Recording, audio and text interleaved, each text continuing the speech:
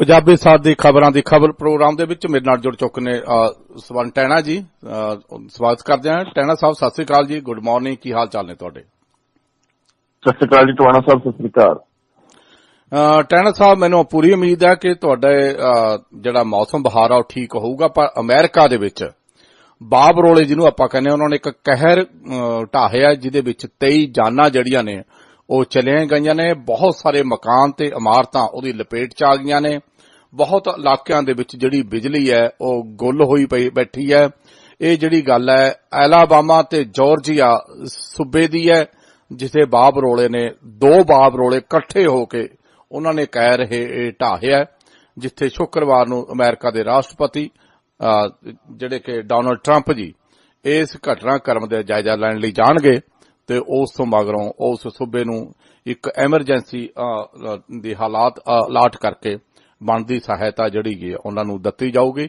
ਸੋ ਪੂਰੀ ਉਮੀਦ ਹੈ ਕਿ ਤੁਹਾਡੇ ਵਾਲੇ ਪਾਸੇ ਸਾਰੀ ਸੁੱਖ ਸਾਂਦ ਹੋਊਗੀ। ਟੈਣਾ ਸਾਹਿਬ ਦੇਖੋ ਜੀ, ਲੰਘੇ ਕੱਲ ਤਾਂ ਪੰਜਾਬ ਦੇ ਵਿੱਚ ਮੌਸਮ ਠੀਕ ਸੀਗਾ, ਪਰ ਅੱਜ ਪੰਜਾਬ ਦੇ ਵਿੱਚ ਮੌਸਮ ਠੀਕ ਰਹਿਣ ਦੀ ਸੰਭਾਵਨਾ ਨਹੀਂ ਹੈ। ਅੰਦਾਜ਼ਾ ਮੌਸਮ ਵਿਭਾਗ ਦਾ ਇਹ ਹੈ ਵੀ 6 ਤੇ 7 ਮਾਰਚ ਨੂੰ ਪੰਜਾਬ ਦੇ ਵਿੱਚ ਬੱਦਲਵਾਈ ਰਹਿਣੀ ਹੈ ਤੇ ਹੋ ਸਕਦਾ ਕਈ ਥਾਵਾਂ ਦੇ ਉੱਤੇ ਕਿਣਮਣ ਵੀ ਹੋਵੇਗੀ। ਜੀ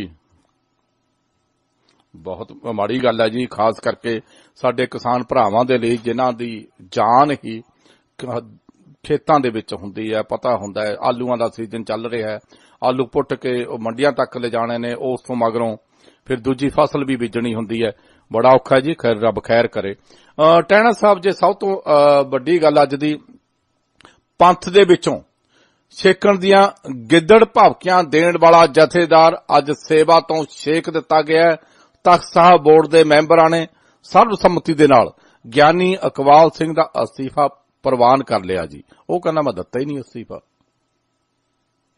ਦੇਖੋ ਜੀ, ਗੱਲ ਇਹ ਹੈ ਵੀ ਜਿਹੜੇ ਗਿਆਨੀ ਇਕਬਾਲ ਸਿੰਘ ਇਹਨਾਂ ਨੇ ਆਪਣੇ ਅਹੁਦੇ ਨੂੰ, ਆਪਣੀ ਜਥੇਦਾਰੀ ਨੂੰ ਬਚਾਉਣ ਦੇ ਲਈ ਕੋਈ ਕਸਰ ਬਾਕੀ ਨਹੀਂ ਛੱਡੀ। ਇਹਨਾਂ ਨੇ ਤਾਂ ਆਪਣੇ ਪੁੱਤ ਨੂੰ ਵੀ ਬੇਦਖਲ ਕਰਤਾ ਸੀ ਵੀ ਚਲੋ ਮੇਰੀ ਜਥੇਦਾਰੀ ਬਚੀ ਰਵੇ। ਇਹਨਾਂ ਨੇ ਅਸਤੀਫਾ ਦੇ ਕੇ ਬਾਅਦ ਦੇ ਵਿੱਚ ਮੁਕਰਨਾ ਵੀ ਠੀਕ ਸਮਝਿਆ ਵੀ ਮੈਂ ਨਹੀਂ ਅਸਤੀਫਾ ਦਿੱਤਾ। ਸੰਗਤਾਂ ਕਹਿੰਦੀਆਂ ਵੀ ਅਫਸਰ ਲੈ, ਤੂੰ ਸਾਡਾ ਜਥੇਦਾਰ ਆ, ਤੇਰੇ ਤੋਂ ਬਿਨਾਂ ਗੱਲ ਬਣਨੀ ਨਹੀਂ, ਇਸ ਕਰਕੇ ਭਾਈ ਮੈਂ ਜਥੇਦਾਰ ਸੀ ਹਾਂ ਤੇ ਰੱਖਦਾ। ਪਰ ਇੰਨਾ ਕੁਝ ਕਰਨਾ ਵੀ ਉਹਨਾਂ ਦੇ ਲਈ ਫਿੱਟ ਨਹੀਂ ਬੈਠਾ ਹੈਗਾ ਤੇ ਗਿਆਨੀ ਇਕਬਾਲ ਸਿੰਘ ਨੂੰ ਜਥੇਦਾਰੀ ਤੋਂ ਲਾਂਭੇ ਹੋਣਾ ਪਿਆ। ਪਹਿਲੀ ਗੱਲ ਤਾਂ ਇਹ ਹੈ ਵੀ ਜਿਹੜੇ ਗਿਆਨੀ ਇਕਬਾਲ ਸਿੰਘ ਹੈ ਇਹ ਵਿਵਾਦਾਂ ਦੇ ਬਾਦਸ਼ਾਹ, ਕਦੇ ਕੋਈ ਵਿਵਾਦ ਕਦੇ ਕੋਈ ਵਿਵਾਦ।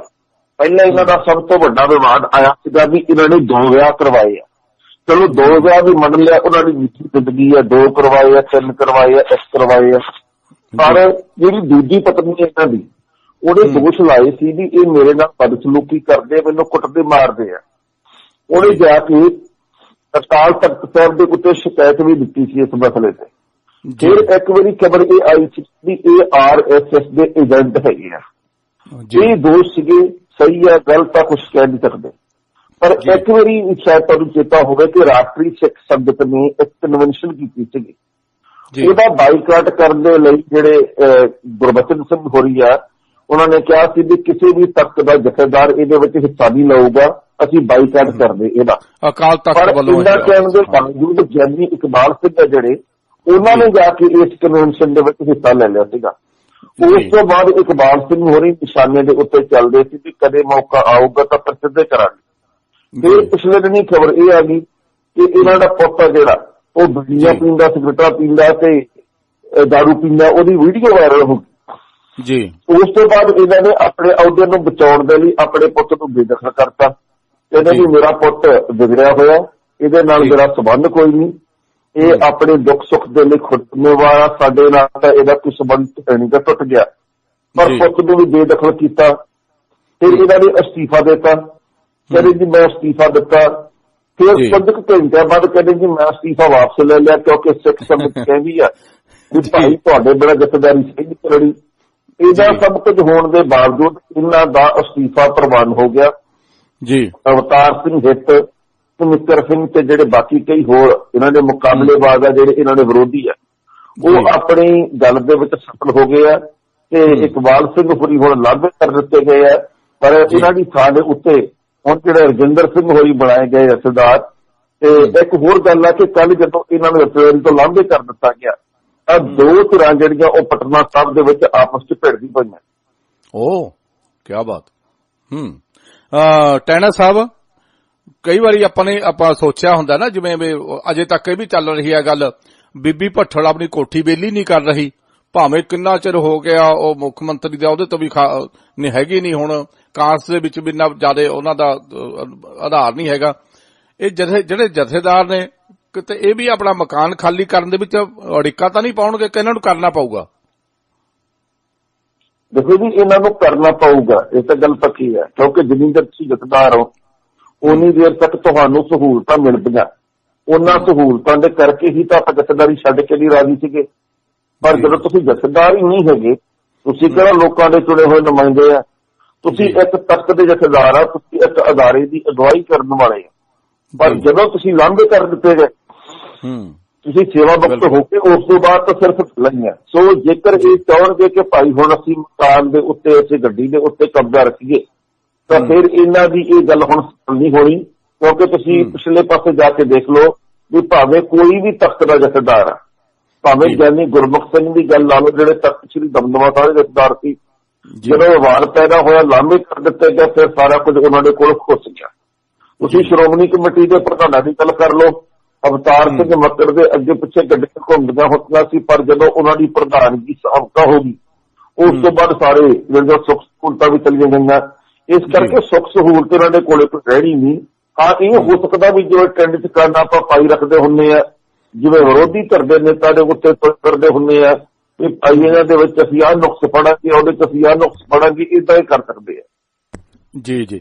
ਉਧਰ ਦੂਜੇ ਪਾਸੇ ਸੁਖਪਾਲ ਸਿੰਘ ਖਹਿਰਾ ਵਿਧਾਇਕੀ ਛੱਡਣ ਦੇ ਮੂਡ 'ਚ ਨਹੀਂ ਹੈਗੇ। ਹਾਲਾਂਕਿ ਉਹਨਾਂ ਨੂੰ ਕੋਈ ਜਿਹੜੀ ਪਹਿਲਾਂ ਸੁੱਖ ਸਹੂਲਤ ਮਿਲੀ ਸੀ, ਵਿਰੋਧੀ ਧਿਰ ਦੇ ਲੀਡਰ ਵੀ ਬਣੇ ਸੀ, ਉਦੋਂ ਹੀ ਬੜਾ ਤੜਫੇ ਸੀ। ਹੁਣ ਆਪਣੇ ਆਪ ਅਸਤੀਫਾ ਦਿੱਤਾ, ਹੁਣ ਛੱਡ ਕੇ ਰਾਜੀ ਨਹੀਂ। ਦੇਖੋ, ਮੈਨੂੰ ਨਾ ਨਿੱਜੀ ਤੌਰ ਤੇ ਇਹ ਜਾਪਦਾ ਟਿਵਾਣਾ ਸਾਹਿਬ ਪਿਛਲੇ ਕੁਝ ਦਿਨਾਂ ਤੋਂ ਵੀ ਸੁਖਪਾਲ ਸਿੰਘ ਖਹਿਰਾ ਨੂੰ ਸ਼ਾਇਦ ਇਸ ਗੱਲ ਦੀ ਸਮਝ ਆ ਗਈ ਹੈ ਕਿ ਜੀ ਮੈਨੂੰ ਜਿਹੜੀ ਵਿਧਾਇਕੀ ਆ ਉਹ ਛੱਡਣੀ ਨਹੀਂ ਚਾਹੀਦੀ। ਇਹ ਨਾ ਹੋਵੇ ਵੀ ਤੇ ਲੋਕ ਸਭਾ ਦੀ ਮੈਂਬਰੀ ਮੇਰੇ ਹੱਥ ਨਾਲ ਲੱਗੇ, ਜਿਹੜੀ ਕਿ ਲੱਗਣੀ ਨਹੀਂ, ਤੇ ਵਿਧਾਇਕੀ ਆਪੇ ਛੱਡ ਦੇਵਾਂ ਤੇ ਫਿਰ ਮੈਂ ਜਾਊਂ ਕਿੱਧਰ। ਇਸ ਕਰਕੇ ਉਹਨਾਂ ਨੇ ਆਪਣੇ ਵਿਚਾਰ ਬਦਲੇ ਲੱਗਦੇ ਆ। ਵਿਧਾਨ ਸਭਾ ਦੇ ਜਿਹੜੇ ਸਪੀਕਰ ਆ ਉਹ ਵਾਰ-ਵਾਰ ਇੱਕੋ ਗੱਲ ਕਹਿੰਦੇ ਆ ਜੀ ਕਿ 2 ਵਾਰ ਨੋਟਿਸ ਜਾਰੀ ਕੀਤਾ ਖਹਿਰੇ ਨੂੰ, ਪਰ ਇਹ ਆਏ ਨਹੀਂ। ਖਹਿਰਾ ਵਾਰ-ਵਾਰ ਕਹਿੰਦਾ ਵੀ ਭਾਈ ਮੈਨੂੰ ਦੋਵਾਂ ਦੇ ਵਿੱਚੋਂ ਇੱਕ ਵਾਰ ਵੀ ਨੋਟਿਸ ਨਹੀਂ ਮਿਲਿਆ। ਹੁਣ ਖਹਿਰੇ ਨੇ ਇਹ ਗੱਲ ਕਹੀ ਹੈ ਕਿ ਮੈਂ ਖੁਦ ਜਾ ਕੇ ਸਪੀਕਰ ਦੇ ਕੋਲੇ ਨੋਟਿਸ ਲੈ ਕੇ ਆਊਂਗਾ, ਗੱਲਬਾਤ ਕਰਕੇ ਆਊਂਗਾ ਤੇ ਮੈਂ ਉੱਤਰ ਦੇਊਂਗਾ ਤਰਕ ਦੇ ਨਾਲ ਕਿ ਜਿਹੜੀ ਆਮ ਆਦਮੀ ਪਾਰਟੀ ਹੈ ਇਹ ਬੇਈਮਾਨੀ ਦੇ ਤਹਿਤ ਅਖਰੀ ਦੇ ਨਾਲ ਮੈਨੂੰ ਲਾਂਭੇ ਕਰਵਾਉਣਾ ਚਾਹੁੰਦੀ ਹੈ ਵਿਧਾਇਕੀ ਤੋਂ, ਜਦਕਿ ਇਹੋ ਜਿਹੀ ਕੋਈ ਗੱਲ ਹੈ ਨਹੀਂ। ਇਹਨਾਂ ਨੇ ਕਿਹਾ ਕਿ ਮੈਂ ਆਪਣਾ ਤਰਕ ਪੇਸ਼ ਕਰੂੰਗਾ ਤੇ ਤਰਕ ਤੋਂ ਕਿੰਨਾ ਕੁ ਪ੍ਰਭਾਵਿਤ ਹੁੰਦੇ ਰਾਣਾ ਕੇਪੀ ਸਿੰਘ ਸਪੀਕਰ ਜਿਹੜੇ ਦਫ਼ਤਰ ਰਸੂਗਾ। ਸੋ ਕਹਿਣ ਦਾ ਭਾਵ ਇਹ ਹੈ ਕਿ ਖਹਿਰੇ ਹੋਰਾਂ ਦਾ ਮਨ ਇਸ ਵਕਤ ਮੈਨੂੰ ਨਿੱਜੀ ਤੌਰ ਤੇ ਜਾਪਦਾ ਕਿ ਬਦਲਿਆ ਕਿ ਆਪਾਂ ਕਿਹੜੇ ਚੱਕਰਾਂ ਦੇ ਵਿੱਚ ਪਏ ਆ। ਜਿਹੜਾ ਕੁਝ ਹੈਗਾ ਉਹ ਸੰਭਾਲ ਕੇ ਰੱਖੀਏ, ਨਵਾਂ ਪਤਾ ਨਹੀਂ ਮਿਲਣਾ ਕਿ ਨਹੀਂ ਮਿਲਣਾ। ਪਰ ਇਸ ਗੱਲ ਬਿਲਕੁਲ ਚਿੱਟੇ ਰੇਡ ਵਾਂਗੂ ਸਾਫ਼ ਆ ਵੀ ਜਿਹੜਾ ਮਹਾਗਠਜੋੜ ਆ ਉਹਨਾਂ ਦੇ ਪਿੰਡ ਪੱਲੇ ਕੱਖ ਨਹੀਂ ਪੈਣਾਗਾ। ਮਹਾਗਠਜੋੜ ਦਾ ਇੰਨਾ ਵੱਡਾ ਜਲਵਾ ਹੈ ਨਹੀਂਗਾ ਵੀ ਇਹ ਕਿਤੇ ਨਾ ਕਿਤੇ ਇੱਕ ਸੀਟ ਵੀ ਕੱਢ ਲੈਣ ਜੀ। ਦੂਜੀ ਗੱਲ ਇਹ ਹੈ ਕਿ ਇਹ ਕਿਸੇ ਨੂੰ ਹਰਾ ਤਾਂ ਸਕਦੇ ਆ, ਇਹ ਮੰਨ ਲਓ 25,000 ਵੋਟ ਲੈ ਗਏ, 30 ਲੈ ਗਏ, 40 ਲੈ ਗਏ, ਪਰ ਇਹ ਜਿੱਤਣ ਦੀ ਸਥਿਤੀ ਦੇ ਵਿੱਚ ਨਹੀਂ ਹੈ। ਇਹ ਗੱਲ ਪੱਕੀ ਹੈ। ਬਿਲਕੁਲ ਬਿਲਕੁਲ। ਟਹਿਣਾ ਸਾਹਿਬ, ਕਿਤੇ ਖਹਿਰਾ ਸਾਹਿਬ ਇਹ ਤਾਂ ਨਹੀਂ ਸੋਚੀ ਬੈਠੇ ਵੀ ਜਿਵੇਂ ਬਾਰ-ਬਾਰ ਜਿਹੜੇ ਨੇ ਆਪਣੇ ਨੂੰ ਨੋਟਿਸ ਜਿਹੜੇ ਨੇ ਸਾਬਕਾ ਉਪ ਮੁੱਖ ਮੰਤਰੀ ਸੁਖਬੀਰ ਸਿੰਘ ਬਾਦਲ ਤੇ ਮਜੀਠੀਆ ਸਾਹਿਬ ਨੂੰ ਭੇਜੇ ਜਾ ਰਹੇ ਨੇ, ਉਹਨਾਂ ਦੇ ਤੇ ਕੇਸ ਜਿਹੜਾ ਰਣਜੀਤ ਸਿੰਘ ਕਮਿਸ਼ਨ ਨੇ ਕੀਤਾ ਹੋਇਆ ਉਹ ਹਾਜ਼ਰ ਨਹੀਂ ਹੋ ਰਹੇ।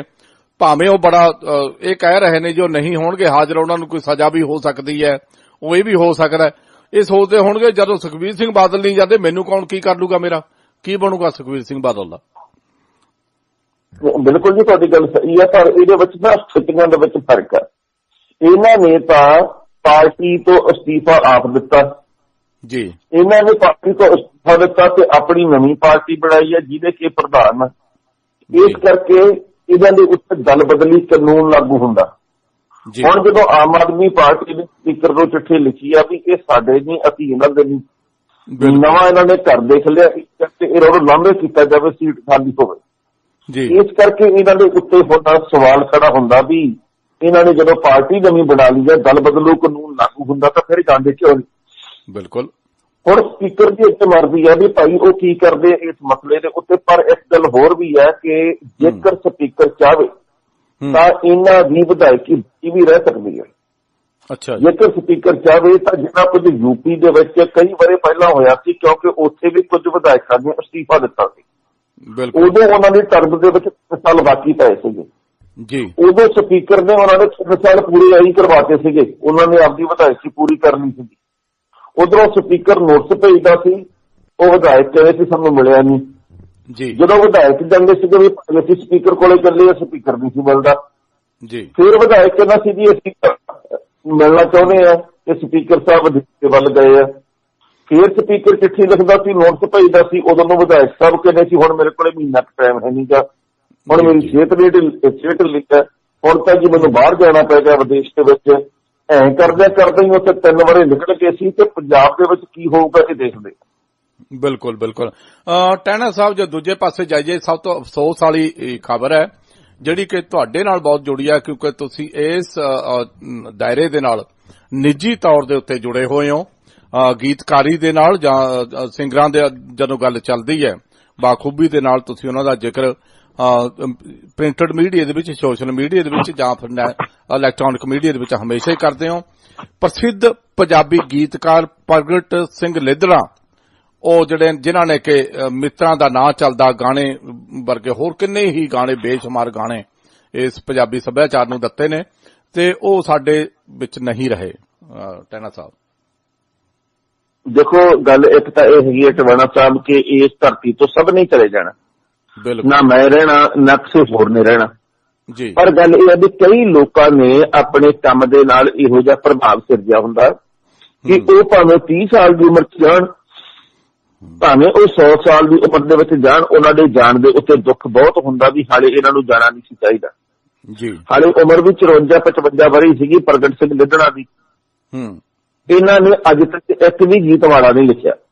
ਕੋਈ ਸਰੋਤਾ ਇਹ ਨਹੀਂ ਗੱਲ ਕਹਿ ਸਕਦਾ ਕਿ ਜੀ ਸਾਨੂੰ ਤਾਂ ਆਹ ਗੀਤ ਇਹਦਾ ਮਾੜਾ ਲੱਗਾ, ਸਾਨੂੰ ਇਸ ਗੀਤ ਦੇ ਵਿੱਚ ਕੋਈ ਅਸ਼ਲੀਲਤਾ, ਕੋਈ ਦੋ ਅਰਥੀ ਗੱਲ ਨਜ਼ਰ ਆਈ ਹੈ। ਤੇ ਉਹ ਬੰਦਾ ਬਹੁਤ ਸਾਊ ਸੀ, ਤੇ ਉਸ ਬੰਦੇ ਦਾ ਅਚਾਨਕ ਦਿਲ ਦੇ ਦੌਰੇ ਦੇ ਨਾਲ ਦੇਹਾਂਤ ਹੋ ਗਿਆ ਤੇ ਇਸ ਦੁਨੀਆ ਤੋਂ ਚਲਾ ਗਿਆ। ਔਰ ਪ੍ਰਗਟ ਸਿੰਘ ਹੈ ਜਿਹੜਾ, ਇਹ ਹਰਜੀਤ ਹਰਮਨ, ਇਹਨਾਂ ਦੀ ਜੋੜੀ ਦੀ ਇੱਕ ਉਦਾਹਰਨ ਦੇਣੀ ਬਣਦੀ ਹੈ। ਅੱਜ ਦੀ ਤਰੀਕ ਦੇ ਵਿੱਚ ਕਿਸੇ ਗੀਤਕਾਰ ਦੇ 2 ਗੀਤ ਮਕਬੂਲ ਹੋ ਜਾਂਦੇ ਆ ਤਾਂ ਉਹਦਾ ਗਾਇਕ ਦੇ ਨਾਲ ਰੌਲਾ ਪੈ ਜਾਂਦਾ ਜੀ। ਤੇ ਗਾਇਕ ਦੇ ਜੇਕਰ 2 ਗੀਤ ਹਿੱਟ ਹੋ ਜਾਂਦੇ ਤਾਂ ਉਹ ਗੀਤਕਾਰ ਨੂੰ ਕੁਝ ਨਹੀਂ ਸਮਝਦਾ, ਕਿਸੇ ਪੈਸੇ ਦੀ ਗੱਲ ਵੀ ਆ ਜਾਂਦੀ ਹੈ, ਕਈ ਹੋਰ ਮਸਲੇ ਵੀ ਆ ਜਾਂਦੇ ਆ। ਪਰ ਹਰਜੀਤ ਹਰਮਨ ਨੇ ਜਿੰਨੇ ਗੀਤ ਗਾਏ, ਹੋ ਸਕਦਾ 1-2 ਕਿਤੇ ਹੋਰ ਗਾਏ ਹੋਣ, ਪਰ ਬਹੁਤੇ ਉਹਨਾਂ ਨੇ ਪ੍ਰਗਟ ਸਿੰਘ ਦੀ ਗਾਏ ਆ। ਤੇ ਇਉਂ ਲੱਗਦਾ ਸੀ ਵੀ ਹਰਜੀਤ ਹਰਮਨ ਸਿਰਫ ਪ੍ਰਗਟ ਸਿੰਘ ਕਰਕੇ ਗਾਉਂਦਾ ਤੇ ਪ੍ਰਗਟ ਸਿੰਘ ਸਿਰਫ ਹਰਜੀਤ ਹਰਮਨ ਕਰਕੇ ਲਿਖਦਾ। ਇਹਨਾਂ ਦੋਹਾਂ ਦੀ ਬੜੀ ਪੁਰਾਣੀ ਮਿੱਤਰਤਾ ਸੀਗੀ। ਤੇ ਪ੍ਰਗਟ ਸਿੰਘ ਲਿੱਧੜਾ ਜਿਹੜੇ, ਉਹ ਪਹਿਲਾਂ ਇੱਕ ਅਖਬਾਰ ਦੇ ਪੱਤਰਕਾਰ ਵੀ ਰਹੇ ਆ, ਦੋਸਤੀ ਇਹਨਾਂ ਦੀ ਉਸ ਵੇਲੇ ਤੋਂ ਹੈਗੀ ਹੈ। ਸੋ ਇਹਨਾਂ ਦੀ ਮਿੱਤਰਤਾ ਨੂੰ ਵੀ ਸਲਾਮ ਕਰਨੀ ਬਣਦੀ ਹੈ। ਮੈਂ ਕਈ ਵਾਰ ਮਿਲਿਆ ਦੋਹਾਂ ਨੂੰ, ਤੇ ਦੋਹਾਂ ਦੇ ਵਿੱਚ ਜਿਹੜਾ ਪਿਆਰ ਸੀ ਉਹ ਬਾਕਮਾਲ ਸੀਗਾ। ਅਗਲੀ ਗੱਲ ਇਹ ਹੈ ਕਿ ਪ੍ਰਗਟ ਸਿੰਘ ਤੇ ਜਿਹੜਾ ਹਰਜੀਤ ਹਰਮਨ ਹੈ, ਇਹਨਾਂ ਦੀ ਜੋੜੀ ਸੀਗੀ ਬਿਲਕੁਲ ਉਵੇਂ ਜਿਵੇਂ ਸਰਜੀਤ ਬਿੰਦਰਖੀਆ ਤੇ ਸ਼ਮਸ਼ੇਰ ਸੰਧੂ ਦੀ ਸੀ, ਜਿਵੇਂ ਕੁਲਦੀਪ ਮਾਨਕ ਤੇ ਦੂਰ ਖਰੀਕਿਆਂ ਵਾਲੇ ਦੀ ਸੀ, ਜਿਵੇਂ ਇਸ ਵੇਲੇ ਮੱਖਣ ਬਰਾੜ ਤੇ ਗਿੱਲ ਹਰਦੀਪ ਦੀ ਹੈ। ਇਹ ਜੋੜੀ ਇਉਂ ਸੀਗੀ। ਸੋ ਇਹ ਜੋੜੀ ਹੁਣ ਟੁੱਟ ਗਈ ਹੈ ਕਿਉਂਕਿ ਕੁਦਰਤ ਦੇ ਉੱਤੇ ਜ਼ੋਰ ਕੋਈ ਨਹੀਂ ਚੱਲਦਾ। ਪਰ ਜਿਹੜਾ ਪ੍ਰਗਟ ਸਿੰਘ ਆ, ਉਹਦਾ ਪੁੱਤ ਸਟਾਲਨਵੀਰ ਸਿੰਘ ਹੈ ਜਿਹੜਾ, ਉਹ ਇਸ ਵਕਤ ਆਪਾਂ ਜਾਣਦੇ ਆ ਕਿ ਵਧੀਆ ਵੀਡੀਓ ਨਿਰਦੇਸ਼ਕ ਹੈਗਾ, ਉਹਨੇ ਆਪਣੇ ਖੇਤਰ ਦੇ ਵਿੱਚ ਸਥਾਪਤੀ ਹਾਸਲ ਕੀਤੀ ਹੈ ਜੀ। ਜੀ ਟਹਿਣਾ ਸਾਹਿਬ, ਆਪਣੇ ਇਸ ਖਬਰਾਂ ਦੀ ਖਬਰ ਪ੍ਰੋਗਰਾਮ ਤੋਂ ਮਗਰੋਂ ਸਾਡੇ ਆਪਣੇ ਟੀਮ ਮੈਂਬਰ ਨੇ ਬੜੇ ਬਾਖੂਬੀ ਦੇ ਵਿੱਚ ਬੜੇ ਤਕੜੇ ਗੀਤਕਾਰ ਨੇ, ਸਰਦਾਰ ਜਿਹਨੂੰ ਆਪਾਂ ਜਾਣਦੇ ਆ ਕਿ ਆਪਣੇ ਜੀਤ ਕਦੋਂ ਵਾਲੇ ਦੇ ਨਾਂ ਦੇ ਉੱਤੇ, ਉਹ ਇਸ ਖਾਸ ਪ੍ਰਗਟ ਸਿੰਘ ਦੇ ਉੱਤੇ ਇੱਕ ਪ੍ਰੋਗਰਾਮ ਅੱਜ ਪੇਸ਼ ਕਰ ਰਹੇ ਨੇ। ਮੈਨੂੰ ਪੂਰੀ ਉਮੀਦ ਆ ਸਾਡੇ ਸਰੋਤੇ ਜ਼ਰੂਰ ਸੁਣਨਗੇ ਉਸ ਪ੍ਰੋਗਰਾਮ ਨੂੰ। ਅਗਲੀ ਗੱਲ ਜੇ ਆਪਾਂ ਕਰੀਏ ਟਹਿਣਾ ਸਾਹਿਬ, ਨਵਜੋਤ ਸਿੱਧੂ ਕਿਤੇ ਨਾ ਕਿਸੇ ਬਿਆਨ ਦੇ ਵਿੱਚ ਅੱਜ ਕੱਲ੍ਹ ਸੁਰਖੀਆਂ ਦੇ ਵਿੱਚ ਰਹਿੰਦੇ ਨੇ। ਬਿਆਨ ਉਹਨਾਂ ਦਾ ਬੜਾ ਬਾਕਮਾਲ ਦਾ ਹੁੰਦਾ ਹੈ। ਉਹਨਾਂ ਨੇ ਇੱਕ ਬਿਆਨ ਦਿੱਤਾ ਜੀ। ਉਹ ਕਹਿੰਦੇ ਜਵਾਨਾਂ ਦੀ ਸ਼ਹਾਦਤ ਦਰਖਤਾਂ ਤੇ ਪਹਾੜਾਂ ਤੋਂ ਕਿਉਂ ਹੁੰਦੀ ਹੈ, ਉਹ ਤੇ ਹਟ ਕੇ ਕੀਤੀ ਜਾਵੇ। ਉਹਨਾਂ ਦੀ ਸ਼ਹਾਦਤ ਹੈ ਜਿਹੜੀ ਹੈ ਉਹ ਦਰਖਤਾਂ ਤੇ ਪਹਾੜਾਂ ਨੂੰ ਨਿਸ਼ਾਨਾ ਨਾ ਬਣਾਇਆ ਜਾਵੇ ਉਹਨਾਂ ਦੀ ਸ਼ਹਾਦਤ ਕਰਕੇ। ਜੀ ਦੇਖੋ ਜੀ, ਗੱਲ ਤਾਂ ਆਪਣੀ ਥਾਂ ਦੇ ਉੱਤੇ ਸਹੀ ਵੀ ਹੈ, ਪਰ ਜਿਹੜਾ ਅੱਜ ਕੱਲ੍ਹ ਸਹੀ ਗੱਲ ਕਰਦਾ ਉਹ ਦੇਸ਼ ਦਾ ਗੱਦਾਰ ਅਖਵਾਉਂਦਾ। ਜੇ ਹੁਣ ਤੁਸੀਂ ਇਹ ਗੱਲ ਕਰੋ, ਕਿਉਂਕਿ ਦੇਖੋ ਤੁਸੀਂ ਤਨਖਾਹਾਂ ਦਿੰਦੇ ਆ, ਤੁਸੀਂ ਧੱਕੇ ਦਿੰਦੇ ਸਾਡੇ ਮੰਤਰੀਆਂ ਨੂੰ, ਤੇ ਮੰਤਰੀਆਂ ਨੂੰ ਸਵਾਲ ਕਰਨ ਦਾ ਜਜ਼ਬਾ ਵੀ ਰੱਖਦੇ ਆ ਤੇ ਮੰਤਰੀਆਂ ਨੂੰ ਸਵਾਲ ਕਰਨਾ ਤੁਹਾਡਾ ਹੱਕ ਵੀ ਹੈ। ਪਰ ਜੇਕਰ ਤੁਸੀਂ ਸਵਾਲ ਕਰੋਗੇ ਤਾਂ ਉਹ ਕਹਿਣਗੇ ਵੀ ਭਾਈ ਤੁਸੀਂ ਪਾਕਿਸਤਾਨ ਚਲੇ ਜਾਓ, ਤੁਸੀਂ ਤਾਂ ਗੱਦਾਰ ਬੰਦੇ ਹੋ। ਨਵਜੋਤ ਸਿੱਧੂ ਨੇ ਕੱਲ ਫੇਰ ਇਸ ਗੱਲ ਦਾ ਟਵੀਟ ਕੀਤਾ ਵੀ ਪਾਕਿਸਤਾਨ ਦੇ ਵਾਲੇ ਪਾਸੇ ਜਾ ਕੇ, ਬਾਲਾਕੋਟ ਵਾਲੇ ਪਾਸੇ ਜਾ ਕੇ ਤੁਸੀਂ ਹਵਾਈ ਸਟ੍ਰਾਈਕ ਕੀਤੀ, ਵਧੀਆ ਗੱਲ ਹੈ, ਚਲੋ ਕੀਤੀ। ਪਰ ਇਹ ਦੱਸੋ ਵੀ ਉੱਥੇ ਕਿੰਨੇ ਅੱਤਵਾਦੀ ਮਾਰੇ ਆ? ਸੁਣਨ ਦੇ ਵਿੱਚ ਤਾਂ ਇਹ ਗੱਲ ਆ ਰਹੀ ਹੈ ਵੀ ਤੁਸੀਂ ਦਰਖਤ ਪੱਟ ਕੇ ਆ ਗਏ ਆ, ਤੁਸੀਂ ਤਾਂ ਵੀ ਉੱਥੇ ਪਹਾੜ ਢਾਹ ਕੇ ਆ ਗਏ ਆ, ਤੁਸੀਂ ਤਾਂ ਧਰਤੀ ਤੇ ਟੋਏ ਪਾ ਕੇ ਆ ਗਏ, ਮਰਿਆ ਮੁਰਿਆ ਤਾਂ ਕੁਝ ਹੈ ਨਹੀਂਗਾ। ਹੁਣ ਇਸ ਗੱਲ ਦੇ ਉੱਤੇ ਭਾਜਪਾ ਉੱਚੀ ਪਈ ਹੈ। ਭਾਜਪਾ ਦੇ ਜਿਹੜੇ ਪੰਜਾਬ ਦੇ ਪ੍ਰਧਾਨ ਸ਼ਮੀਤ ਮਲਿਕ, ਉਹਨਾਂ ਨੇ ਇਹ ਗੱਲ ਕਹੀ ਹੈ ਵੀ ਗੱਦਾਰ ਬਣਨਾ ਜਿਹੜੀਆਂ ਗੱਲਾਂ ਕਰ ਸਕਦਾ ਤੇ ਸਿੱਧੂ ਵਰਗਾ ਗੱਦਾਰ ਕੋਈ ਹੈ ਨਹੀਂ ਧਰਤੀ ਦੇ। ਟੈਨਾ ਸਾਹਿਬ, ਪਤਾ ਲੱਗਾ ਜੀ ਰਾਹੁਲ ਗਾਂਧੀ ਤੇ ਕਾਂਗਰਸ ਦਾ ਹੱਥ ਫੜ ਕੇ ਘੁਬਾਇਆ ਸਾਹਿਬ ਨੇ ਅਕਾਲੀ ਘੁਬਾ ਕੇ ਰੱਖਤੇ। ਹਾਂ ਬਿਲਕੁਲ ਜੀ, ਦੇਖੋ ਜਿਸ ਤਰੀਕੇ ਦੇ ਨਾਲ ਮੈਂ ਇਸ ਗੱਲ ਦੇ ਉੱਤੇ ਹੈਰਾਨ ਹਾਂ, ਕਈ ਘੁਬਾਇਆ ਸਾਹਿਬ ਨੇ ਜਿਹੜੇ ਉਹ ਪਰਸੋਂ ਤੱਕ ਸੀਗੇ ਅਕਾਲੀ ਦਲ ਦੇ ਸ਼ੇਰ ਤੇ ਹੁਣ ਉਹ ਕਾਂਗਰਸ ਦੇ ਸ਼ੇਰ ਬਣ ਗਏ, ਕਿਉਂਕਿ ਸ਼ੇਰ ਸਿੰਘ ਘੁਬਾਇਆ ਜਿਹੜੇ ਉਹਨਾਂ ਨੂੰ ਹੁਣ ਪੰਜਾ ਚੰਗਾ ਲੱਗਾ ਤੇ ਤਕੜੀ ਜਿਹੜੀ ਉਹ ਮਾਰੀ ਲੱਗਣ ਲੱਗ ਪਈ। ਪਰ ਇੱਕ ਹੋਰ ਸੋਚਣ ਵਾਲੀ ਗੱਲ ਇਹ ਹੈ ਵੀ ਜਿਹੜੇ ਘੁਬਾਇਆ ਹੋਣੀ ਚੋਣਾਂ ਦੇ ਮੌਕੇ, ਵੋਟਾਂ ਦੇ ਮੌਕੇ ਪ੍ਰਚਾਰ ਕਰਦੇ ਆ, ਕਾਂਗਰਸ ਨੂੰ ਪਾਣੀ ਪੀ ਕੇ ਨਜ਼ਰ ਕੇ, ਉਹ ਹੁਣ ਜਦੋਂ ਕਾਂਗਰਸ ਦੇ ਹੱਕ ਦੇ ਵਿੱਚ ਤੇ ਅਕਾਲੀ ਦਲ ਦੇ ਖਿਲਾਫ ਬੋਲਿਆ ਕਰਨਗੇ ਤਾਂ ਫਿਰ ਉਹਨਾਂ ਨੂੰ ਲੋਕ ਕਿੱਥੇ ਜਿਹੜਾ ਉਹ ਬਰਦਾਸ਼ਤ ਕਰਨਗੇ, ਜਾਂ ਫਿਰ ਲੋਕ ਵੀ ਉਹੋ ਜਿਹੀ ਹੈ। ਇਹ ਹੁਣ ਲੋਕਾਂ ਦੀ ਵਿਵਸਥਾ ਦੇ ਉੱਤੇ ਸਵਾਲ ਪੈਦਾ ਹੁੰਦਾ। ਹੁਣ ਪਿਛਲੇ ਦਿਨੀ ਇਹ ਗੱਲ ਕਹੀ ਸੀ ਕਿ ਅਕਾਲੀ ਦਲ ਦੀ ਮੁੱਢਲੀ ਮੈਂਬਰਸ਼ਿਪ ਤੋਂ ਅਸਤੀਫਾ ਦੇਣ ਵੇਲੇ ਘੁਬਾਇਆ ਹੋਇਆ ਨੇ ਵੀ ਆਉਂਦੇ ਸਮੇਂ 'ਚ ਮੈਂ ਕਿਸੇ ਚੱਜ ਦੀ ਪਾਰਟੀ 'ਚ ਜਾਊਂਗਾ, ਤੇ ਚੱਜ ਦੀ ਪਾਰਟੀ ਕੱਲ ਉਹਨਾਂ ਨੂੰ ਮਿਲੀ ਹੈ ਤੇ ਉਹ ਰਾਹੁਲ ਗਾਂਧੀ ਨੂੰ ਮਿਲ ਗਈ ਤੇ ਕਾਂਗਰਸ ਵਿੱਚ ਸ਼ਾਮਲ ਹੋ ਗਏ ਜੀ। ਪਰ ਕਾਂਗਰਸ ਦੇ ਵਿੱਚ ਜਾਣ ਸਾਰ ਉਹਨਾਂ ਨੇ ਇੱਕ ਨਵੀਂ ਘਸੂੜੀ ਖੜੀ ਕਰਤੀ। ਉਹ ਕਹਿੰਦੇ ਜੀ ਸ਼ਾਮਲ ਹੋ ਕੇ ਕਾਂਗਰਸ ਦੇ ਵਿੱਚ ਕਿ ਮੈਨੂੰ ਫਿਰੋਜ਼ਪੁਰ ਤੋਂ ਟਿਕਟ ਦਾ ਵਾਅਦਾ ਕੀਤਾ ਗਿਆ, ਮੈਂ ਤਾਂ ਕਰਕੇ ਇੱਧਰ ਆਇਆ। ਤੇ ਪੱਤਰਕਾਰ ਕਹਿੰਦੇ ਵੀ ਜੇਕਰ ਨਾ ਦਿੱਤੀ ਤਾਂ ਫਿਰ ਕਹਿੰਦਾ ਫਿਰ ਵੀ ਚੋਣ ਤਾਂ ਮੈਂ ਲੜੂੰਗਾ। ਤੇ ਉਧਰੋਂ ਆਸ਼ਾ ਕੁਮਾਰੀ ਜਿਹੜੀ ਪੰਜਾਬ ਦੀ ਇੰਚਾਰਜ ਸੀ, ਉਹਨੇ ਕਿਹਾ ਵੀ ਜਿਹੜੇ ਟਿਕਟ ਦਾ ਮਸਲਾ ਚੋਣ ਕਮੇਟੀ ਦੇ ਵਿਚਾਰ ਅਧੀਨ ਹੁੰਦਾ, ਕਈ ਦਾਅਵੇ ਆਉਂਦੇ ਹੁੰਦੇ ਆ ਤੇ ਅਸੀਂ ਟਿਕਟ ਬਾਰੇ ਸੋਚਾਂਗੇ, ਹਾਈ ਕਮਾਂਡ ਸੋਚੂਗੀ ਰਾਹੁਲ ਗਾਂਧੀ ਦੀ ਅਗਵਾਈ। ਸੋ ਇਹਨਾਂ ਨੇ ਟਿਕਟ ਦਾ ਦਾਅਵਾ ਕੀਤਾ, ਪਾਰਟੀ ਕਹਿੰਦੀ ਵੀ ਹਾਲੇ ਵਿਚਾਰ ਕਰਾਂਗੇ ਕਿ ਪਤਾ ਨਹੀਂ ਕੀ ਬਣੂਗਾ। ਪਰ ਜਿਸ ਤਰੀਕੇ ਦੇ ਨਾਲ ਪਿਛਲੇ ਕੁਝ ਕੁ ਸਮੇਂ ਦੇ ਵਿੱਚ ਅਕਾਲੀ ਦਲ ਨੂੰ ਝਟਕੇ ਦਰ ਝਟਕੇ ਲੱਗ ਰਹੇ ਆ, ਉਹ ਕੋਈ ਬੜੀ ਤਾਕਤ ਵਾਲੀ ਗੱਲ ਹੈ ਨਹੀਂ। ਕਿਤੇ ਉਹਨੇ ਇਹ ਨਹੀਂ ਕਹੇ ਤਾਂ ਬੀਬੀ ਨੇ ਜਦੋਂ ਪੁੱਛਿਆ ਵੀ ਅਸੀਂ ਸੋਚ ਕੇ ਦੱਸਾਂਗੇ ਤੈਨੂੰ ਟਿਕਟ ਮਿਲੂ ਕਿ ਨਹੀਂ, ਕਿਤੇ ਘੁਬਾਇਆ ਸਾਹਿਬ ਨੇ ਕਹਿ ਨਾ ਦਿੱਤਾ ਮਿੱਤਰਾਂ ਦਾ ਨਾਂ ਚੱਲਦਾ ਫਿਰੋਜ਼ਪੁਰ 'ਚ, ਉੱਥੋਂ ਹੀ ਲੜੂਗਾ। ਬਿਲਕੁਲ। ਟੈਨਾ ਸਾਹਿਬ, ਜੇ ਅਗਲੀ ਗੱਲ ਕਰੀਏ, ਤੁਸੀਂ ਗੱਲ ਕੀਤੀ ਸੀ ਅਕਾਲੀ ਪਾਰਟੀ ਦੀ ਵੀ ਥੋੜਾ ਜਿਹਾ ਉਹਨਾਂ ਦੇ ਲਈ ਚੰਗਾ ਨਹੀਂ ਹੈਗਾ। ਪਤਾ ਲੱਗਾ ਜੀ ਲੋਕ ਸਭਾ ਦੀਆਂ ਚੋਣਾਂ ਤੋਂ ਪਹਿਲਾਂ ਸੁਖਬੀਰ ਬਾਦਲ ਦੀਆਂ 3 ਵਿਕਟਾਂ ਗਿਰ ਗਈਆਂ। ਮਾੜੀ ਖੇਡ ਪ੍ਰਦਰਸ਼ਨ ਹੈ ਜੀ। ਬਿਲਕੁਲ ਜੀ, ਦੇਖੋ 3 ਵੱਡੇ ਬੰਦੇ ਜਿਹੜੇ ਅਕਾਲੀ ਦਲ ਦੇ ਆ ਉਹ ਹੱਕ ਦੇ ਵਿੱਚੋਂ ਨਿਕਲ ਗਏ। 3 ਸੀਟਾਂ ਜਿਹੜੀਆਂ ਉਹਨਾਂ ਤੋਂ ਜਿਹੜੇ ਬੰਦੇ ਆ ਉਹਨਾਂ ਨੇ ਚੋਣ ਲੜਨ ਦਾ ਐਲਾਨ ਕੀਤਾ ਵੀ ਅਸੀਂ ਨਹੀਂ ਚੋਣ ਲੜਨੀ, ਉਹਨਾਂ ਨੇ ਇਹ ਐਲਾਨ ਕੀਤਾ। ਇਹਦੇ ਵਿੱਚੋਂ 2 ਵਰਤਮਾਨ ਸਮੇਂ ਦੇ ਵਿੱਚ ਸੰਸਦ ਮੈਂਬਰ ਆ ਤੇ 1 ਹੈਗਾ ਰਾਜ ਸਭਾ ਦਾ ਮੈਂਬਰ। ਐਤਕੀ ਸੁਖਦੇਵ ਸਿੰਘ ਢੀਂਡਸਾ ਉਹਨਾਂ ਨੇ ਗੁੱਸੇ ਦੇ ਵਿੱਚ ਇਹ ਗੱਲ ਕਹੀ ਆ ਕਿ ਮੈਂ ਜੀ ਚੋਣ ਨਹੀਂ ਲੜਨੀ, ਸਾਡੇ ਟੱਬਰ ਦੇ ਕਿਸੇ ਜੀ ਨੇ ਚੋਣ ਨਹੀਂ ਕਰਨੀ, ਤੁਸੀਂ ਜਿਹਨੂੰ ਚੋਣ ਲੜਾਉਣੀ ਹੈ ਸੰਗਰੂਰ ਲੜਾ ਲਓ। ਅੱਛਾ ਜੀ। ਦੂਜੇ ਪਾਸੇ ਜੇਕਰ ਅਸੀਂ ਗੱਲ ਕਰੀਏ ਰਣਜੀਤ ਸਿੰਘ ਬ੍ਰਹਮਪੁਰਾ ਦੀ, ਉਹਨਾਂ ਨੇ ਆਪਣੀ ਪਾਰਟੀ ਬਣਾ ਲਈ ਆ, ਉਹ ਖਡੂਰ ਸਾਹਿਬ ਤੋਂ ਅਕਾਲੀ ਦਲ ਦੇ ਸੰਸਦ ਮੈਂਬਰ ਇਸ ਵੇਲੇ ਨੇ ਜੀ। ਉਹਨਾਂ ਨੇ ਵੱਖਰੀ ਪਾਰਟੀ ਬਣਾ ਲਈ ਤਾਂ ਇਹ ਸੀਟ ਖਾਲੀ ਹੋ ਗਈ ਹੈ। ਸ਼ੇਰ ਸਿੰਘ ਘੁਬਾਇਆ ਜਿਹੜੇ ਉਹ ਦੂਜੀ ਵਾਰ ਇਸ ਵਕਤ ਸੰਸਦ ਮੈਂਬਰ ਹੈਗੇ ਆ, ਇਹਨਾਂ ਨੇ ਪਾਰਟੀ ਨੂੰ ਛੱਡ ਕੇ ਘਰ ਚਲੇ ਗਏ, ਹੁਣ ਫਿਰੋਜ਼ਪੁਰ ਵਾਲੀ ਸੀਟ ਵੀ ਖਾਲੀ ਹੈ। ਜਿਹੜੇ ਵਕਤ ਅਕਾਲੀ ਦਲ ਨੂੰ ਬਹੁਤ ਵੱਡੀਆਂ ਚੁਣੌਤੀਆਂ ਦਾ ਸਾਹਮਣਾ ਪਹਿਲਾਂ ਹੀ ਕਰਨਾ ਪੈ ਰਿਹਾ, ਉਸ ਵਕਤ ਇਹਨਾਂ ਦੇ 3 ਵੱਡੇ ਖੰਭ ਜਿਹੜੇ ਅਕਾਲੀ ਦਲ ਦੇ ਉਹ ਪਾਰਟੀ ਨੂੰ ਅਲਵਿਦਾ ਕਹਿ ਗਏ ਆ, ਤਾਂ ਉਹਨਾਂ ਦੀਆਂ ਸੀਟਾਂ ਖਾਲੀ ਹੋ। ਔਰ ਅਕਾਲੀ ਦਲ ਦੇ ਕੋਲ ਇੰਨਾ ਵੱਡਾ ਚਿਹਰਾ ਜਿਹੜੀ ਕਿ ਬ੍ਰਹਮਪੁਰੇ ਨਾਲੋਂ ਸੀਨੀਅਰ ਬੰਦਾ ਕੋਈ ਲੱਭ ਗਈ, ਕੋਈ ਘੁਮਾਏ ਗੁਰਾਂ ਨੂੰ ਟੱਕਰ ਦੇਣ ਵਾਲਾ ਬੰਦਾ ਲੱਭ ਗਏ, ਕੋਈ ਹਿੰਸਾ ਗੁਰਾਂ ਨੂੰ ਕੱਟਣ ਵਾਲਾ ਬੰਦਾ ਲੱਭ ਗਏ। ਇਸ ਕਰਕੇ ਅਕਾਲੀ ਦਲ ਦਾ ਚਿਹਰੇ ਵਿੱਚ ਤਾਂ ਚੁੱਕ ਮਹੀਨਿਆਂ ਵਿੱਚ ਡਿੱਗੀਆਂ ਤੇ ਚੁਣੌਤੀ ਬਹੁਤ ਵੱਡੀ ਹੈ। ਬਿਲਕੁਲ ਬਿਲਕੁਲ। ਟਹਿਣਾ ਸਾਹਿਬ, ਜੇ ਦੇਖਿਆ ਜਾਵੇ, ਪਤਾ ਲੱਗਾ ਜੀ ਇੱਕ ਕਹਿੰਦੇ ਮੰਤਰੀ ਤੇ ਇੱਕ MP ਦੀ ਹਾਜ਼ਰੀ ਦੇ ਵਿੱਚ ਹਥਿਆਰਾਂ ਦੀ ਨੁਮਾਇਸ਼ ਹੋਈ ਆ, ਉਹ ਕਿਹੜੀ ਜਗ੍ਹਾ ਹੈ? ਬਿਲਕੁਲ ਜੀ, ਇਹ ਖਬਰ ਆਈ ਹੈਗੀ ਹੈ ਲੁਧਿਆਣਾ ਖੇਤਰ ਦੇ ਵੱਲੋਂ। ਇੱਥੇ ਇੱਕ ਖੇਡ ਮੇਲਾ ਸੀਗਾ। ਇਸ ਖੇਡ ਮੇਲੇ ਦੇ ਵਿੱਚ ਸਾਧੂ ਸਿੰਘ ਧਰਮਸੋਤ ਵੀ ਪਹੁੰਚੇ ਸੀ, ਜਿਹੜੇ ਕੈਬਨਿਟ ਮੰਤਰੀ ਆ। ਇਹਦੇ ਵਿੱਚ ਰਣਜੀਤ ਸਿੰਘ ਬਿੱਟੂ ਵੀ ਸੀਗੇ। ਇਹਦੇ ਵਿੱਚ ਸਾਹਨੇਵਾਲ ਤੋਂ ਕਾਂਗਰਸੀ ਇੰਚਾਰਜ ਆ ਸੁਖਵਿੰਦਰ ਬਿੱਟੀ, ਉਹ ਵੀ। ਇਹਨਾਂ ਸਿੱਖਾਂ ਦੀ ਹਾਜ਼ਰੀ ਦੇ ਵਿੱਚ ਖੇਡ ਮੈਦਾਨ ਦੇ ਵਿੱਚ ਦਰਜਨਾਂ ਦੀ ਗਿਣਤੀ ਦੇ ਵਿੱਚ ਨੌਜਵਾਨ ਆ ਜਿਹੜੇ ਉਹ ਹਥਿਆਰ ਲਹਿਰਾਉਂਦੇ ਫਿਰਦੇ ਰਹੇ ਜੀ। ਹੁਣ ਜਦੋਂ ਉਹ ਹਥਿਆਰ ਚੁੱਕ ਕੇ ਫਿਰਦੇ ਰਹੇ ਆ ਤੇ ਟੋਲੀਆਂ ਬਣਾ ਕੇ ਘੁੰਮਦੇ ਰਹੇ ਆ ਤਾਂ ਪੱਤਰਕਾਰਾਂ ਨੇ ਫੋਟੋਆਂ ਖਿੱਚ ਲਈਆਂ। ਹੁਣ ਸਵਾਲ ਇਹ ਪੈਦਾ ਹੁੰਦਾ ਵੀ ਇਹ ਮਨਜ਼ੂਰੀ ਦੇ ਨਾਲ ਮੈਦਾਨ ਦੇ ਵਿੱਚ ਆਏ ਆ। ਜਦੋਂ ਰਵਨੀਤ ਬਿੱਟੂ ਨੂੰ ਪੁੱਛਿਆ, ਉਹ ਕਹਿੰਦੇ ਇਹ ਪ੍ਰਸ਼ਾਸਨ ਦੀ ਜ਼ਿੰਮੇਵਾਰੀ ਹੈ, ਸਾਨੂੰ ਕੁਛ ਨਹੀਂ ਪਤਾ ਇਹ ਕੌਣ ਆ। ਜਦੋਂ ਪੁਲਿਸ ਨੂੰ ਪੁੱਛਿਆ, ਉਹ ਕਹਿੰਦੇ ਜੀ ਸਾਨੂੰ ਨਹੀਂ ਪਤਾ ਇਹ ਕੌਣ ਆ। ਕਹਿਣ ਦਾ ਭਾਵ ਇਹ ਹੈ ਕਿ ਕਾਂਗਰਸ ਦੇ ਵੱਡੇ ਨੇਤਾ ਬੈਠੇ ਹੋਣ, ਖੇਡ ਮੇਲੇ ਦੇ ਵਿੱਚ ਇੰਨੀ ਭੀੜ ਹੋਵੇ, ਉਸਦੇ ਪੁਲਿਸ ਇੰਨੀ ਵੱਡੀ ਗਿਣਤੀ ਚ ਹੋਵੇ ਤੇ ਕਿਸੇ ਨੂੰ ਪਤਾ ਹੀ ਨਾ ਹੋਵੇ ਵੀ ਭਾਈ ਹਥਿਆਰ ਚੁੱਕ ਕੇ ਇੱਥੇ ਜਿਹੜੇ ਪਹੁੰਚੇ ਆ, ਹਥਿਆਰ ਜਿਹੜੇ ਸ਼ਰੇਆਮ ਲਹਿਰਾਉਂਦੇ ਫਿਰ ਇਹ ਹੈ ਕੌਣ। ਇਹ ਸਾਰਿਆਂ ਦੀ ਲੜਾਈ ਦੇ ਬਾਬਤ ਜਿਹੜਾ ਕਰਨ ਦੀ ਗੱਲ ਹੈ। ਬਿਲਕੁਲ ਬਿਲਕੁਲ।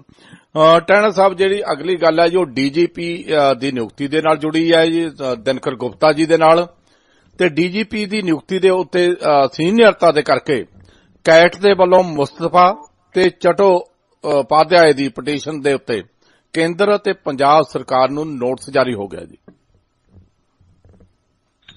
ਦੇਖੋ ਜੀ, ਜਿਹੜੇ ਦਿਨਕਰ ਗੁਪਤਾ ਨੇ ਪੰਜਾਬ ਪੁਲਿਸ ਦੇ ਹੁਣੇ ਮੁਖੀ ਬਣੇ ਆ। ਇਹ ਜਿਹੜੇ ਮੁਖੀ ਬਣੇ ਆ ਤੇ ਭਾਵੇਂ ਕਿ ਸਰਕਾਰ ਨੇ ਤਾਂ ਸਵਾਗਤ ਕੀਤਾ, ਕੈਪਟਨ ਹੋਰੀ ਵੀ ਖੁਸ਼ ਹੈ, ਪਰ ਜਿਹੜੇ ਮੁਹੰਮਦ ਮੁਸਤਫਾ ਇਹਨਾਂ ਤੋਂ ਸੀਨੀਅਰ ਸੀਗੇ, ਉਹਨਾਂ ਨੇ ਪਹਿਲੇ ਦਿਨ ਇਹਨਾਂ ਦੇ ਹੱਕ ਤੇ ਅਰਜ਼ੀ ਦਾਖਲ ਕੀਤੀ ਸੀ ਇਹਨਾਂ ਦੇ ਖਿਲਾਫ, ਪਰ ਉਹ ਅਰਜ਼ੀ ਖਾਰਜ ਹੋ ਗਈ ਹੈ। ਹੁਣ ਬਿਲਕੁਲ ਉਸੇ ਸੀਨੀਅਰਿਟੀ ਦੇ ਵਿੱਚ ਚਟੋਪਾਧਿਆਏ ਹੋਰੀ ਵੀ ਆਉਂਦੇ। ਚਟੋਪਾਧਿਆਏ ਹੋਰਾਂ ਨੇ ਜਾ ਕੇ ਹੁਣ ਦਿਨਕਰ ਗੁਪਤਾ ਦੀ ਨਿਯੁਕਤੀ ਦੇ ਉੱਤੇ ਸਵਾਲ ਖੜੇ ਕੀਤੇ ਆ, ਅਰਜ਼ੀ ਦਿੱਤੀ ਹੈ ਜੀ। ਇਹ ਗੱਲ ਕਹੀ ਹੈ ਵੀ ਇਹਨਾਂ ਦੀ ਨਿਯੁਕਤੀ ਕਰਨ ਵਾਲਾ ਜਿਹੜਾ ਪੈਨਲ ਆ ਉਹਨੇ ਪਾਰਦਰਸ਼ਤਾ ਨਹੀਂ ਵਰਤੀ, ਉਹਨੇ ਸੀਨੀਅਰਿਟੀ ਦਾ ਖਿਆਲ ਨਹੀਂ ਰੱਖਿਆ। ਇਹ ਮੁਹੰਮਦ ਮੁਸਤਫਾ ਨੂੰ 100% ਦੀ ਆਸ ਸੀ ਵੀ ਕਿ ਮੇਰਾ ਨਾਂ ਲੱਗਣਾ, ਮੈਂ ਬਣ ਜਾਣਾ DGP। ਅੱਛਾ। ਦੂਜੇ ਨੰਬਰ ਤੇ ਉੱਥੇ ਚਟੋਪਾਧਿਆਏ ਹੋਰੀ ਕਿਉਂਕਿ ਸੀਨੀਅਰਿਟੀ ਦੇ ਵਿੱਚ ਆਉਂਦੇ ਆ, ਉਹ ਸੀਨੀਅਰ ਦਿਨਕਰ ਗੁਪਤਾ ਤੋਂ ਉਹਨਾਂ ਨੂੰ ਵੀ ਆਸ ਸੀ ਕਿ ਮੇਰਾ ਨੰਬਰ ਲੱਗ ਜਾਣਾ, ਪਰ ਨੰਬਰ ਦੋਵਾਂ ਦਾ ਨਹੀਂ ਲੱਗਾ। ਇਸ ਕਰਕੇ ਦੋਵੇਂ ਨਿਰਾਸ਼ਾ ਦੇ ਆਲਮ ਦੇ ਵਿੱਚ ਆ। ਤੇ ਚਟੋਪਾਧਿਆਏ ਹੋਰਾਂ ਦੀ ਇਸ ਅਰਜ਼ੀ ਦੇ ਉੱਤੇ, ਇਸ ਪਟੀਸ਼ਨ ਦੇ ਉੱਤੇ ਸੁਣਵਾਈ ਕਿਵੇਂ ਹੁੰਦੀ ਹੈ ਤੇ ਕੀ ਹੁੰਦਾ, ਇਹ ਵਕਤ ਦੱਸੂਗਾ ਜੀ। ਜੀ। ਆ ਪਿੱਛੇ ਜੇ ਜੇਲ੍ਹ ਦੇ ਵਿੱਚ VIP ਮੁਲਜ਼ਮਾਂ ਦਾ ਮੁੱਦਾ ਕਾਫੀ ਭਖਿਆ ਜੀ, ਕੀ ਕਹਾਣੀ ਆ ਉਹ? ਇਹ ਵੀ ਪਤਾ ਲੱਗਿਆ ਕਿ ਜਿਹੜੇ ਸਾਡੇ ਉਮਰਾ ਨੰਗਲ ਜੀ ਜੇਲ੍ਹ ਚ ਸੀਗੇ, ਉਹਨਾਂ ਨੂੰ ਸਹੂਲਤਾਂ ਦੇਣ ਦੇ ਬਦਲੇ ਜੇਲ੍ਹ ਸੁਪਰਡੈਂਟ ਮੇਰਾ ਖਿਆਲ ਉਹ ਵੀ ਜਿਹੜੇ ਨੇ ਬਰਖਾਸਤ ਕਰ ਦਿੱਤੇ, ਉਹਨਾਂ ਨੇ ਤੇ ਗਾਜਗਰੀ ਹੈ ਜੀ। ਦੇਖੋ, ਇਸ ਗੱਲ ਤਾਂ ਇਹ ਹੈ ਕਿ ਜੇਲ੍ਹਾਂ ਦੇ ਵਿੱਚ ਮਾਤੜ ਬੰਦੇ ਦੇ ਲਈ ਕਾਨੂੰਨ ਹੋ ਰਿਹਾ ਤੇ ਤੁਹਾਡੇ ਜਿਹੜੇ ਸਰਦੇ ਫੁੱਲ ਦੇ ਲੋਕ ਆ ਉਹਨਾਂ ਵਾਸਤੇ ਗੱਲਬਾਤ ਹੋ ਰਿਹਾ। ਮੈਂ ਇਸ ਗੱਲ ਦੇ ਉੱਤੇ ਹੈਰਾਨ ਆ ਵੀ ਜਿਹੜਾ ਨਿਰਮਲ ਸਿੰਘ ਭੰਗੂ ਆ, ਉਹ ਪਰਲ ਕੰਪਨੀ ਦਾ ਮਾਲਕ ਆ ਤੇ ਹਜ਼ਾਰਾਂ ਕਰੋੜ ਦੀ ਠੱਗੀ ਮਾਰੀ ਹੈ, ਤੇ ਜਦੋਂ ਉਹਨੂੰ ਸਜ਼ਾ ਹੋਈ, ਜਿੰਨੀ ਦੇਰ ਉਹਨੂੰ ਹੋਈ ਹੈ ਸਜ਼ਾ ਹੋਈ ਨੂੰ, ਉਹਦੇ ਨਾਲੋਂ 60% ਸਮਾਂ ਤਾਂ ਉਹਨੇ ਹਸਪਤਾਲ ਚ ਗੁਜ਼ਾਰ ਲਿਆ ਜੀ। ਤੇ ਉਹਦੇ ਆਲੇ ਦੁਆਲੇ ਹਸਪਤਾਲ ਦੇ ਵਿੱਚ ਹੀ ਪੁਲਿਸ ਦਾ ਪਹਿਰਾ ਲੱਗਾ ਹੋਇਆ, ਤੇ ਪੁਲਿਸ ਦਾ ਜਿਹੜਾ ਪਹਿਰਾ ਲੱਗਾ ਉਹਦੀ ਤਨਖਾਹ ਵੀ ਆਮ ਲੋਕ ਹੀ ਦਿੰਦੇ ਆ ਜੀ। ਤੇ ਆਮ ਲੋਕਾਂ ਦੀ ਜੇਬ ਕੱਟ ਕੇ ਨਿਰਮਲ ਸਿੰਘ ਭੰਗੂ ਬਿਮਾਰ ਹੋਇਆ ਤੇ ਲੋਕ ਤਾਂ ਦੋਨੋਂ ਕਾਫੀ ਲਗੜੇ ਗਏ ਜੀ। ਹੁਣ ਗੱਲ ਕਰ ਲਓ ਤੁਸੀਂ ਪਰਵਰਾਜ ਉਮਰਾ ਨੰਗਲ ਦੀ। ਉਮਰਾ ਨੰਗਲ ਆ ਜਿਹੜਾ, ਉਹ ਇਸ ਵਕਤ ਆਪਾਂ ਜਾਣਦੇ ਪਟਿਆਲੇ ਦੀ ਜੇਲ੍ਹ ਦੇ ਵਿੱਚ ਹੈ ਜੀ। ਪਿਛਲੇ ਜਿਹੜੀ ਜਸਪਾਲ ਸਿੰਘ ਜੇਲ੍ਹ ਦੇ ਸੁਪਰਡੈਂਟ ਨੂੰ ਮੁਅੱਤਲ ਤਾਂ ਕਰਕੇ ਕੀਤਾ ਗਿਆ ਕਿ ਜੇਲ੍ਹ ਦੇ ਵਿੱਚ VIP ਸਹੂਲਤਾਂ ਹੁੰਦਾ ਜੀ। ਸੋ ਇਸ ਕਰਕੇ ਉਹਨੂੰ ਵੀ ਤੈਅ ਕਰ ਦਿੱਤਾ ਗਿਆ, ਲਾਭੇ ਕੀਤਾ ਗਿਆ। ਪਰ ਹੁਣ ਆਮ ਆਦਮੀ ਪਾਰਟੀ ਦੇ ਸਵਾਲ ਚੁੱਕਿਆ ਵੀ ਜਿਹੜੇ VIP ਮੁਲਜ਼ਮ ਹੈ, VIP ਦੋਸ਼ੀ ਹੈ, VIP ਜਿਹੜੇ ਕੈਦੀ ਹੈ, ਉਹਨਾਂ ਨੂੰ ਤੁਸੀਂ VIP ਸਹੂਲਤਾਂ ਦੇ ਦਿੰਦੇ ਆ। ਉਹਨਾਂ ਦਾ ਤੁਸੀਂ ਕਿਹੜੀ ਗੱਲ ਭਾਵਨਾ ਦਾ ਖਿਆਲ ਰੱਖਦੇ ਹੋ? ਇੱਥੋਂ ਪਤਾ ਲੱਗਦਾ ਵੀ ਪੰਜਾਬ ਦੇ ਵਿੱਚ ਬਾਹਰ ਤਾਂ ਲਿਖਿਆ ਹੋਇਆ ਜਿਹੜਾ ਨੇ ਵੀ ਇਹ ਸੁਧਾਰ ਕਰ ਹੈ, ਇਸ ਦੇ ਸੁਧਾਰ ਹੈਗੇ ਕਿਹੋ ਜਿਹੇ? ਜੀ ਬਿਲਕੁਲ। ਟਹਿਣਾ ਸਾਹਿਬ 1 ਮਿੰਟ ਦਾ ਸਮਾਂ ਆਪਣੇ ਕੋਲ, ਜਾਂਦੇ ਜਾਂਦੇ ਉਹ ਕਿਹੜੀ ਮੇਨ ਖਬਰ ਜਿਹਦੇ ਨਾਲ ਸਾਂਝ ਪਾਉਣੀ ਚਾਹੋਗੇ ਸਰੋਤਿਆਂ ਦੇ ਨਾਲ? ਦੇਖੋ ਜੀ, ਮੈਂ ਕੁੱਲ ਪੰਜਾਬ ਦੇ ਰਾਜਨੀਤਿਕ ਹਾਲਾਤ ਦੀ ਬਾਤ ਕਰਨਾ ਚਾਹੂੰਗਾ ਕਿ ਪੰਜਾਬ ਦੇ ਰਾਜਨੀਤਿਕ ਹਾਲਾਤ ਹੈ ਕਿਹੋ ਜਿਹੇ ਜੀ। ਇਸ ਵਕਤ ਅਕਾਲੀ ਦਲ ਜਿਹੜਾ ਉਹਨੂੰ 13 ਜਿਤਾਊ ਉਮੀਦਵਾਰ ਲੱਭਣ ਦੇ ਵਿੱਚ ਮੁਸ਼ਕਲ ਆ ਰਹੀ ਹੈ ਜੀ। ਆਮ ਆਦਮੀ ਪਾਰਟੀ ਨੂੰ 13 ਬੰਦੇ ਉਹ ਲੱਭਣੇ ਬੜੇ ਔਖੇ ਲੱਗ ਰਹੇ ਆ ਜਿਹੜੇ ਸੀਟ ਕੱਢ ਲੈਣ ਜੀ। ਤੇ ਜਿਹੜਾ ਰੌਲਾ ਟਕਸਾਲੀਆਂ ਦਾ ਮਹਾਗਠਜੋੜ ਵਾਲਿਆਂ ਨਾਲ ਪਿਆ ਅਨੰਦਪੁਰ ਸਾਹਿਬ ਦੀ ਸੀਟ ਕਰਕੇ, ਉਹੀ ਰੌਲਾ ਹੁਣ ਅਕਾਲੀ ਦਲ ਦਾ ਆਮ ਆਦਮੀ ਪਾਰਟੀ ਦੇ ਨਾਲ ਵੀ ਪਈ ਹੈ ਜੀ। ਹੋ ਸਕਦਾ ਇੱਥੇ ਫਿਰ ਗੱਠਜੋੜ ਨਾ ਹੋਵੇ, ਕਿਉਂਕਿ ਆਮ ਆਦਮੀ ਪਾਰਟੀ ਨੇ ਇੱਥੋਂ ਆਪਣਾ ਉਮੀਦਵਾਰ ਅਨੰਦਪੁਰ ਸਾਹਿਬ ਤੋਂ ਨਰਿੰਦਰ ਸ਼ੇਰਗਿੱਲ ਐਲਾਨਿਆ ਹੋਇਆ ਜੀ, ਤੇ ਟਕਸਾਲੀਆਂ ਨੇ ਆਪਣਾ ਉਮੀਦਵਾਰ ਗੁਰਵਿੰਦਰ ਸਿੰਘ ਐਲਾਨਿਆ ਹੋਇਆ ਜੀ। ਦੋਵਾਂ ਨੇ ਆਪਣੇ ਖੇਤਰ ਦੇ ਵਿੱਚ ਢੋਲ ਪ੍ਰਚਾਰ ਸ਼ੁਰੂ ਕੀਤਾ ਹੋਇਆ। ਦੋਨੇ ਇਹ ਗੱਲ ਕਹਿੰਦੇ ਵੀ ਸਾਨੂੰ ਤਾਂ ਟਿਕਟ ਮਿਲੀ ਹੈ, ਅਸੀਂ ਤਾਂ ਹੁਣ ਵਾਪਸੀ ਕਰਦੇ ਕਿ ਅਸੀਂ ਤਾਂ ਇਵੇਂ ਹੀ ਰਹਿਣਾ। ਸੋ ਇੱਥੇ ਅਨੰਦਪੁਰ ਸਾਹਿਬ ਦੀ ਸੀਟ ਦੇ ਕਰਕੇ ਹੋ ਸਕਦਾ ਇੱਕ ਵਾਰ ਫਿਰ ਪਟਾਕਾ ਪੈ ਜੀ। ਜੀ ਬਿਲਕੁਲ ਬਿਲਕੁਲ। ਟਹਿਣਾ ਸਾਹਿਬ ਬਹੁਤ ਬਹੁਤ ਸ਼ੁਕਰੀਆ, ਬਹੁਤ ਬਹੁਤ ਧੰਨਵਾਦ। ਤੁਸੀਂ ਖਬਰ ਪ੍ਰੋਗਰਾਮ ਦੇ ਵਿੱਚ ਬਾਖੂਬੀ ਦੇ ਨਾਲ ਖਬਰਾਂ ਦੇ ਉੱਤੇ ਚਾਨਣਾ ਪਾਇਆ, ਖਬਰ ਨੂੰ ਪੂਰੀ ਖਬਰ ਦੇ ਨਾਲ ਕਈ ਖਬਰਾਂ ਦੇ ਵਿੱਚ ਕੋਸ਼ਿਸ਼ ਕੀਤੀ ਹੈ। ਸ਼ੁਕਰੀਆ ਜੀ। ਲੈਂਦੇ ਤੁਹਾਡੇ ਕੋਲੋਂ ਇਜਾਜ਼ਤ, ਕੱਲ ਨੂੰ ਮਿਲਣ ਦੇ ਬਾਅਦ।